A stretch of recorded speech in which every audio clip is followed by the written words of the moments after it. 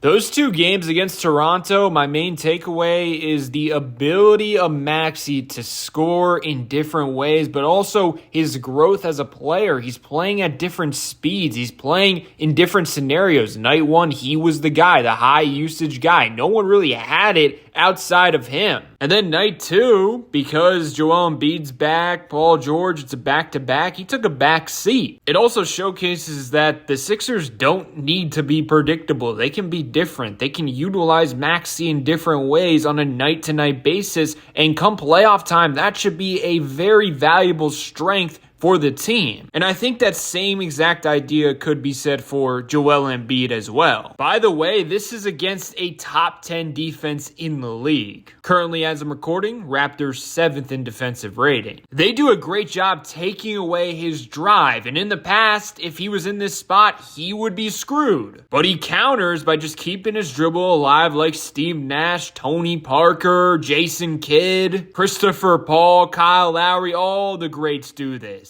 At this point, the defender is thinking, I got to cut off his right hand, so the spin move works perfectly. One leg fade away from a very tough angle and distance, and he makes it look easy. Clearly, he's confident in that shot. Jamal Shed gets caught on a screen. Maxey slows up, locates him, but also notices the gap between Colin Murray-Boyles and Jamal Shed. He's got to get between that. He does exactly that, and Murray-Boyles is like, oh, he's going into the fadeaway mid-range jumper, so a very quick pump fake works perfectly, and now he's fading away, nothing but net. They switch the screen, defender forcing him left, so he's like, thank you very much, burst of speed. Stop on a dime, step back deep two, and quite honestly, this is a shot defenses are willing to give up. But also, it's a shot that offensive players don't consistently seek out. When you're in this spot, you're just naturally thinking, I got to get to the basket, I got to get to the paint. A deep two doesn't cross the mind of many unless you're one of the best scorers in the NBA, and that's exactly what Tyrese Maxey is. By the way, nothing but net, so clearly he's comfy with it. And this is a game where he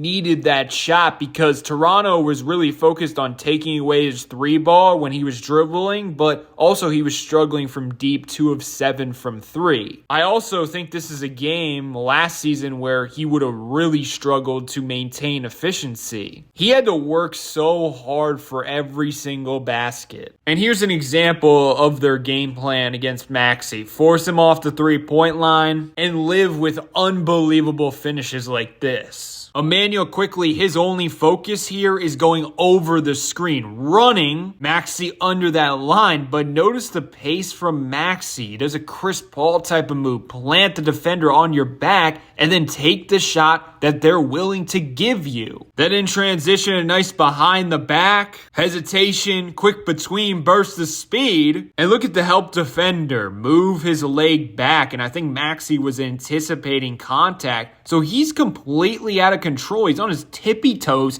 and somehow, some way, he still floats it up and in. Now he's matched up against Quickly, who does a great job taking away his right hand. Well, initially, because Maxey goes right back with it and fights through contact, stops on a dime sideways, and then turns around into all that space. But once again, extremely difficult distance, especially when you go from forward to backward and changing speeds. He had to deal with Jamal Shed Quickly all night long, who actually have the foot speed to somewhat keep up with Maxey's speed. So when Scotty Barnes was switched on to him, it felt easy to get around him, despite it being scary because Scotty still has the length to make up that space. And all that driving, all that mid-range game from Maxey kind of set up this last shot in the fourth quarter. Clearly, the defender's taken away the drive, so he just pulls up right in his grill. But also, it's kind of the definition of good defense, just way better offense. The Raptors matchup is also a rare time where he'll actually have the size advantage. So his only bucket in overtime, he kind of goes to the Joel Embiid spot and takes an Embiid type shot. Kind of funny, in my opinion. And in this first game against Toronto, he was a plus 17 in a 1-point overtime loss. They had no idea how to function without Tyrese Maxey on the court. and the Toronto Raptors couldn't really stop him either. So eventually they took the ball out of his hands by double teaming him. Should have been a victory for the Sixers, but we know how they get in terms of inbounding the basketball at the end of games. But in game 2, here comes our reinforcements, and Maxey's first bucket is completely different than whatever he was doing in the first game. He's catching with a major advantage and a guy closing out as hard as possible, and see you later, alligator, into the midi floater. If you watched my video yesterday, I explained how Joel Embiid in January has been one of the best screeners in the NBA. You see that here, but also he's a guy you have to respect as a roller. Maxey then takes the space given and just pulls up. That's something that he didn't have in his first game. That three-point shot was nowhere to be found.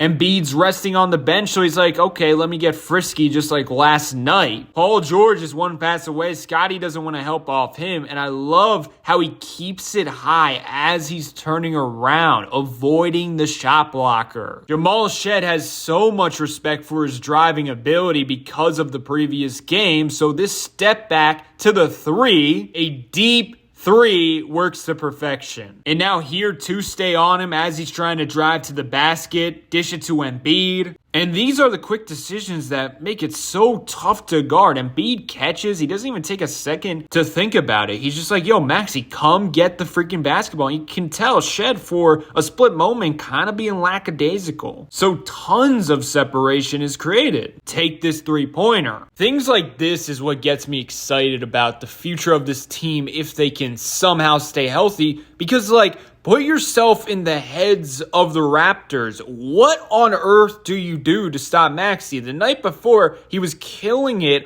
on the basketball, dribbling, getting to the mid-range, getting to the basket, and now you got to deal with Joel Embiid, who's playing better basketball, while Paul George, who's a great three-point shooter, and now Maxey's hitting three-pointers from 40 feet away from the basket, while being effective on the basketball. Toronto, in terms of defending Maxey, they probably had no idea what was coming. The unpredictability from Maxey from game 1 to game 2 was spectacular because he was scoring in so many different ways on and off the basketball. If his three-point shot wasn't there, it didn't matter. He could shoot it in the mid-range from the top of the key, the side, the corner, and he can get to the basket. It turns out this season, Tyrese Maxey is shooting 48% from the mid-range. That's 75th percentile. Last season, he got it up to 43%, 64th percentile. But in the 2023-24 season, he was down to 35%. The improvement from Maxey in this area the last 2 seasons is pretty incredible. And keep in mind, he's still only 25 years old. That's all I got, though. Overall, that was just a crazy 2-game scoring sample from Maxey. It was just wild to witness, to be honest with you. That's all I got, though. Let me know your thoughts below.